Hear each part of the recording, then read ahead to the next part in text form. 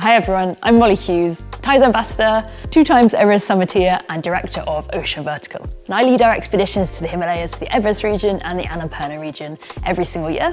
And today I'm going to talk you guys through the kit that you need for an overseas trekking expedition. And this can be heading to Everest Base Camp, it can be Kilimanjaro, it can be the Annapurna region, or any of those kind of trips around the world. So if you're in the early stages of preparing for one of these trips, you're going to have a kit list that's full of so many different items that you need. Today, I'm just going to talk you through the key essentials, the key bits of kit that you need to get right before stepping foot on that plane. So to start with, the bags that all the kit's going to go in. You need to get yourself a big duffel bag, somewhere between like 80 and 100 litres capacity, depending how much you're going to pack. And that'll be your bag that will go in the hold luggage on the plane. And it also might be the bag that's carried by your trekking assistants or by the horses or the yaks that you use on your trip. Then the other bag that you need is your day bag. And a day bag is what you'll be carrying on the trek itself. And inside will just be all the essentials for your day, your waterproofs, your spare hat, your water, your snacks. And the size capacity for that will be somewhere between 25 and 35 litres, depending how much you carry. And when we're talking about bags, other bags that you will need to take are dry bags. And you can get these in lots of different sizes and lots of different colours. So you want to put almost all of your equipment in individual dry bags. So your sleeping bag will go in a nice big dry bag, and that will go into your duffel bag. You might have one dry bag with your gloves and your hats in it, another one with your food in it, another one with your clothing. And having them as different colours and knowing what's inside of them makes it super easy when you're diving into that bag and trying to get the exact piece of equipment that you want. So then the next way I would pack my bag would be to think about your extremities. So your head, your hands, and your feet. In terms of your head, you probably want 1 or 2 different hats that you can wear throughout the day, and you might also sleep in your hat if it's super cold one night. Then think about your hands, a few different pairs of gloves, 2 or 3 different pairs. So one thinner pair, which you'll wear most of the time when you're hiking. And then as you get higher on your trail and the temperature drops, you want a nice thick pair of gloves to keep you nice and warm. And having a variety of gloves also helps if they get a bit wet. And also if you lose them, you want to have spare gloves to fall back on. Okay, then thinking about your feet. Socks, a good quality pair of trekking socks are super essential. Depending how long your trek is, how many days you're out for, you can decide how many pairs that you need. And then onto your trekking boots. It really depends where you're going, but concentrating on something that's really comfortable and comfortable before you leave the UK. You'll be testing it out on all your training here. Something that's waterproof, so got a Gore-Tex or similar lining is really important. And not going for a boot that's super heavy. So as you're climbing up, gaining altitude, your legs are going to feel heavy. Each step is going to feel hard work. And now it's time to think about the clothes that we're going to put on our body. And on a lot of these trekking trips, if it's Everest Base Camp, if it's Kilimanjaro, you move through lots of different temperatures, lots of different climatic zones. So when you start the trip, it might be pretty warm and you might be in sun hat and t-shirt. But as you get higher and as you gain more altitude, the temperature dramatically drops.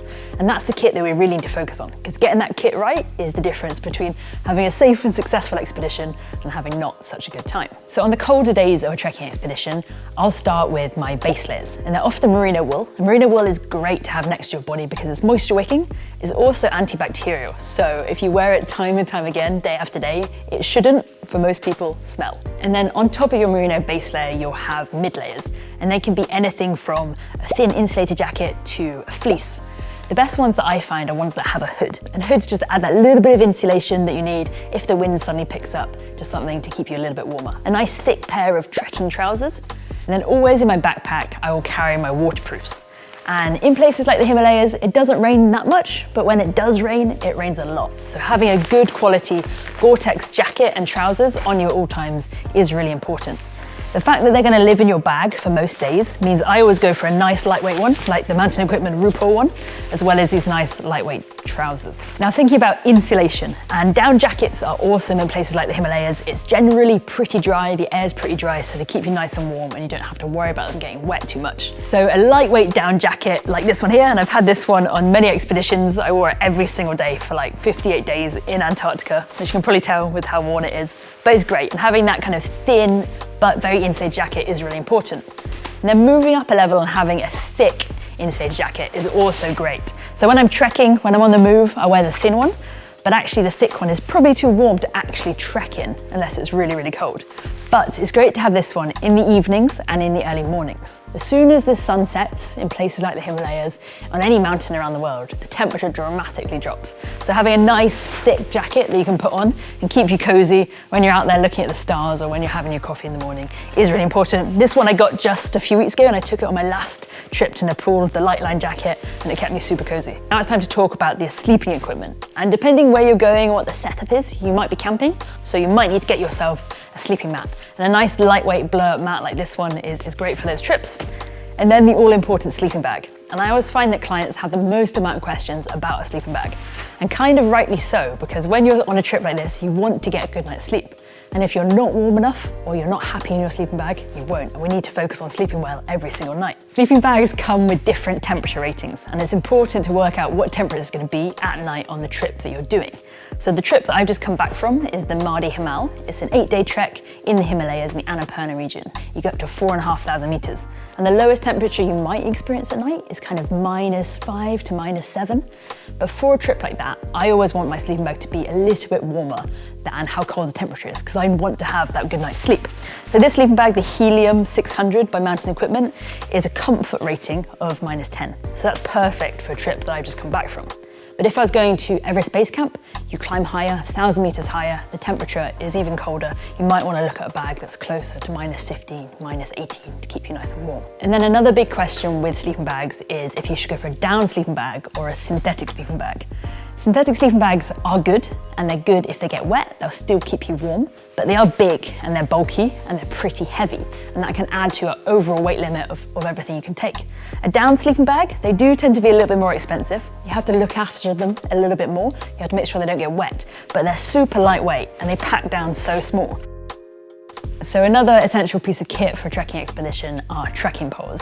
And even if you've not used them in the UK, it's worth considering them and getting a pair and practicing with them. You'll be hiking probably much more than you have done in the UK, probably much more than you have done in training. Your legs get tired every single day, and these poles can help you get uphill, and they can support you on the way downhill, and help you keep your balance, and also take a bit of pressure off your hips, your knees, your ankles, all those little niggly bits that you feel as you're heading downhill. And then last but not least is to think about your water on these trips. Staying hydrated is unbelievably important for altitude. So acclimatized to the altitude, you really want to be looking at drinking anywhere between 2.5, 3, 4 liters of water every single day.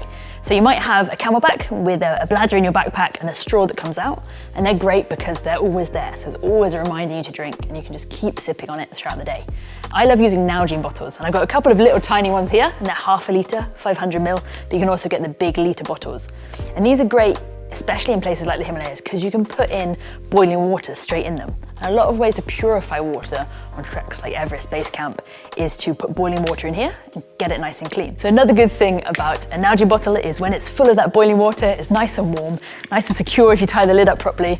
You can put it into your sleeping bag and it will warm up the down feathers before you get into it and make sure you have a nice warm night's sleep. So of course there's lots of other things that you'll be packing on this trip, from your first aid kit to your wash kit and other personal items. But I hope this has given you a good overview of the key bits of kit you need to keep safe and happy on your trekking expedition.